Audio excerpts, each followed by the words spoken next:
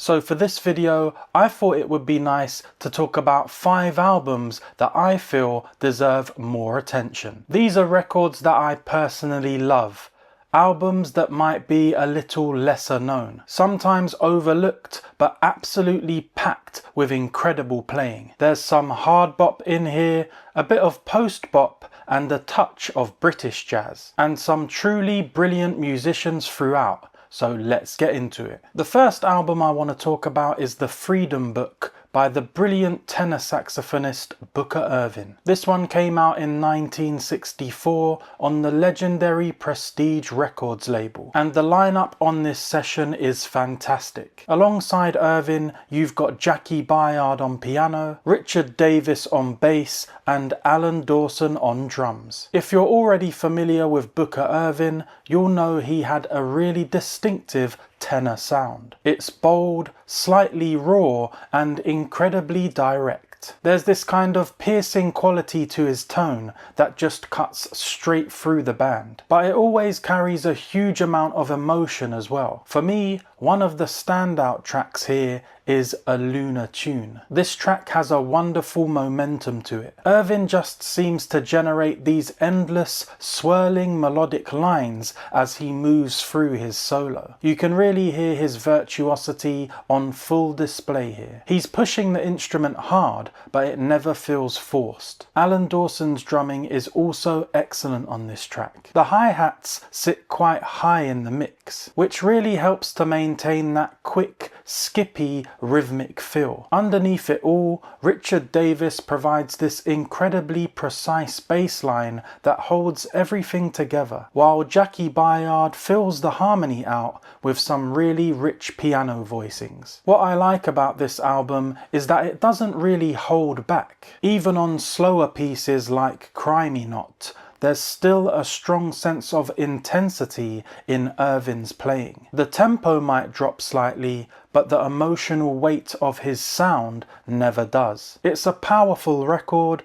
and in my opinion, one of the best showcases of what Booker Ervin was capable of. Next up is Unity by the great jazz organist Larry Young. This album came out in 1966 on Blue Note Records, and if you're a fan of the Hammond B3 organ, this is absolutely essential listening. The lineup here is also seriously strong. You've got Woody Shaw on trumpet, Joe Henderson on tenor saxophone, and the incredible Elvin Jones on drums. So right away, you know the playing is going to be special. My favourite track on the album is The Moon Train. This piece has such a warm and inviting atmosphere. It's one of those recordings where everything just feels completely locked in. There are some beautiful moments where Woody Shaw and Joe Henderson layer their trumpet and saxophone lines together, creating this really rich brass texture that sits perfectly over Larry Young's organ chords. And speaking of Larry Young, his sound on the Hammond is just fantastic. His chords feel full and rounded, almost like they're wrapping themselves around the rest of the band. One of the things that's particularly impressive on this record is that Larry Young is providing the bass lines himself using the organ pedals. There isn't a separate bassist here, which makes the rhythmic coordination even more impressive. Then you've got Elvin Jones, who just elevates everything. His drumming has that rolling, propulsive feel that he was so well known for, but it all sounds so effortless. It's a brilliant album, and if you haven't spent much time exploring Larry Young's work, this is a great place to start. The next album is Katanga by saxophonist Curtis Amy and trumpeter Dupree Bolton. Released in 1963 on Pacific Jazz Records, this record sits right in that hard bop to post bop space, but it also carries a strong West Coast jazz flavour. The title track Katanga is probably my favourite piece on the album. It's played at a brisk tempo and it absolutely bursts with energy. From the opening moments you can feel the band pushing forward with real intensity. and it demands a lot of precision and focus from everyone involved. Both Curtis Amy and Dupree Bolton deliver powerful solos here, but one of the moments I really enjoy comes from pianist Jack Wilson. His solo has this wonderful bluesy character, while still maintaining that cool, relaxed West Coast feel. Towards the end of the track, the band moves into this really exciting section where the musicians begin trading short riffs back and forth, which adds even more energy to the performance. Another track I'd definitely recommend checking out is Amiable. This one gives Dupree Bolton a fantastic opportunity to stretch out and showcase his very individual style of trumpet playing. There's a solo he takes about 2 minutes into the track that feels incredibly confident and expressive. Throughout the album, bassist Victor Gaskin does a great job of anchoring everything rhythmically, keeping the whole band locked together. Overall, Katanga is a really well-balanced jazz record. You've got fast, hard-swinging pieces alongside slower, more reflective tracks, and the musicianship across the board is superb. Next up is Muses for Richard Davis, the 1970 debut album as band leader from legendary bassist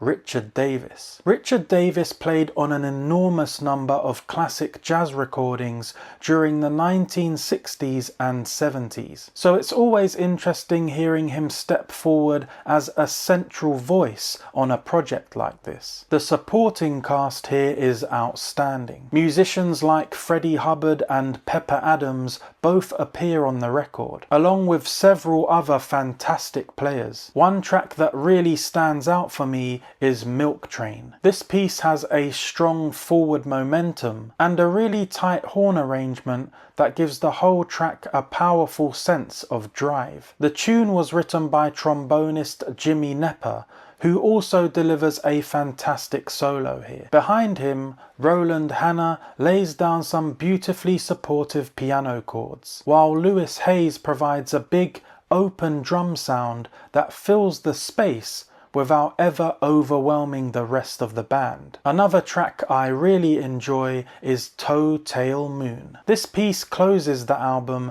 and feels like a high-energy finale. The arrangement is dense and vibrant, and it almost sounds as though the composition was designed to give each member of the group a moment in the spotlight. Everyone gets a chance to step forward, deliver a solo, and contribute to the overall shape of the piece. It's a fantastic record and one that definitely deserves more attention. The final album I want to mention is Moonscape by the Michael Garrick Trio. This album was released in 1964 and features 3 brilliant British musicians: Michael Garrick on piano, Dave Green on bass, and Colin Barnes on drums. The overall atmosphere of this album is quite unique. It has a very minimalist, spacious quality, almost floating at times, which gives the music a slightly otherworldly feel. In some ways, it hints at some of the more experimental directions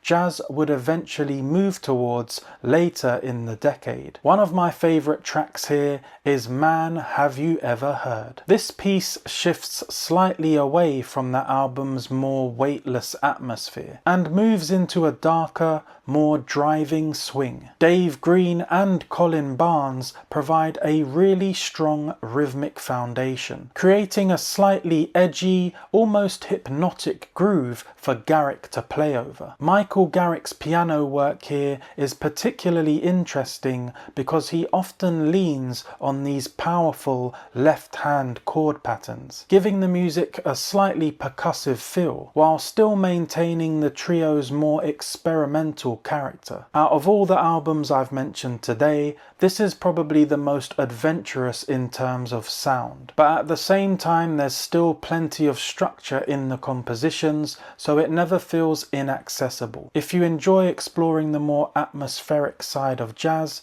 this one is definitely worth spending some time with. So those are 5 jazz albums that I genuinely think deserve a bit more attention. Each one has its own character, its own sound, and its own group of incredible musicians bringing the music to life. If you do get a chance to listen to any of these records, I'd love to hear which one stood out to you the most. And of course, if you have your own jazz album recommendations, I'd love to hear about them in the comment section below. If you want to continue hanging out with me here on the channel, I'll pop a video in the corner for you to click on now. Other than that, I'd like to say thanks for watching, and I'll see you in the next one.